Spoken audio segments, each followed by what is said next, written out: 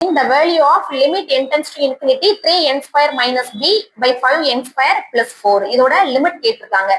இங்க limit n tends to infinity n square இங்க மேல காமனா வெளியில எடுத்துட்டோம்னா 3 minus b by n square. கீழே n ஸ்கொயரை காமனா எடுத்துட்டோம் அப்படின்னா 5 plus 4 by n square. n square cancel ஆயிரும்.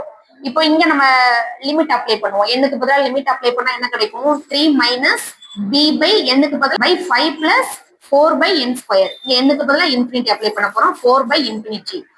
எனிதிங் மேல ஒரு நியூமரேட்டர்ல ஒரு நம்பர் இருக்கு, கீழே பை இன்ஃபினிட்டி வந்தா அதோட வேல்யூ தெரியும். அதோட வேல்யூ 0.